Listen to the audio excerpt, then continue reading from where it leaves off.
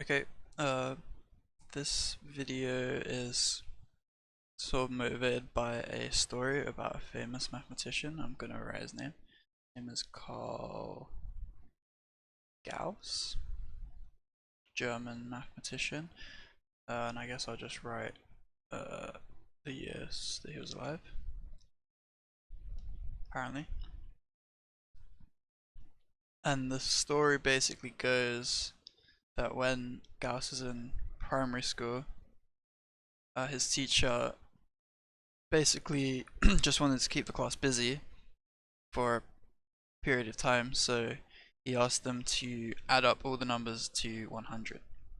So 1 plus 2 plus 3 plus 4, uh,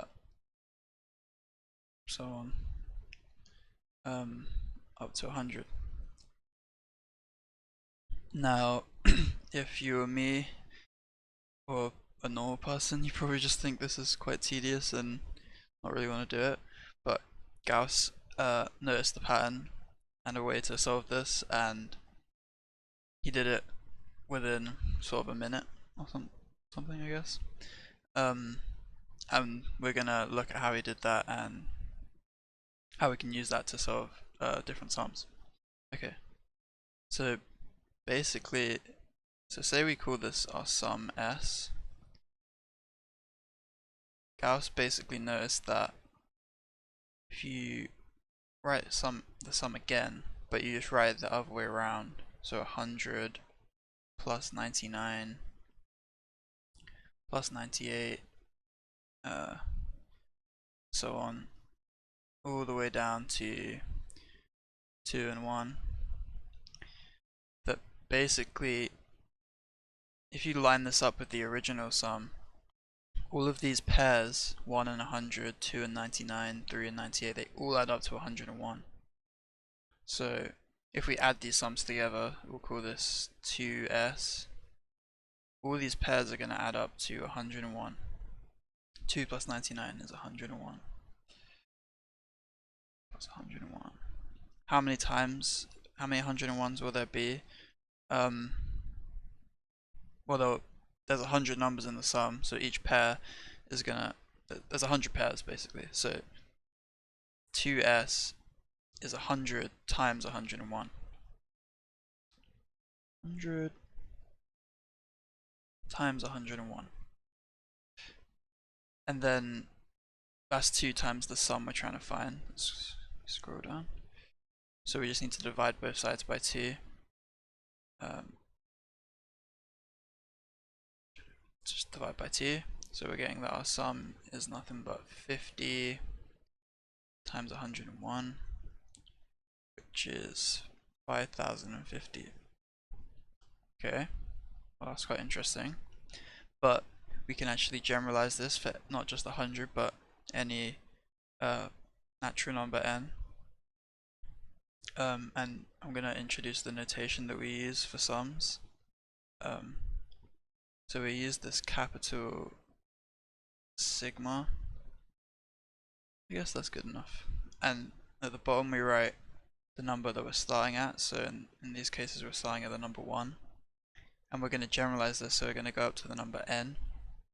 And then in front of the sigma, or I guess behind it, we write the sort of function that we're summing on. So, but we're just summing the numbers 1, 2, 3. So this basically says that k is going to run from 1 to 2 to 3 all the way up to n, and we're going to sum them up. So this is 1 plus 2 plus 3 all the way up to, oh, that's not good, n minus 1 and n. I guess I'll just put brackets there, might make it easier. Okay, so we can basically apply the exact same logic that Gauss applied in the general case, and I'm sure he realized this too. So let's just call this S sub n, and we're just gonna again write this sum just the other way around again. So n plus n minus 1 plus n minus 2 um, so on. 2, 1. Okay. And this time, instead of the pairs adding up to 101, well, in our first case n was 100, they're actually just always adding up to n plus 1.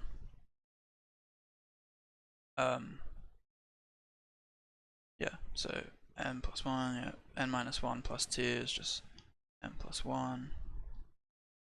And it's the exact same thing as we went through before. This is just gonna be n plus 1 n times. This time it's n. The sum goes up to n, so there's n plus 1s. So we're getting that this is 2sn, and that this equals n times n plus 1. So that then we just divide both sides by 2. So all in all, we're getting that our sum to n, which in the sigma notation is looking like this.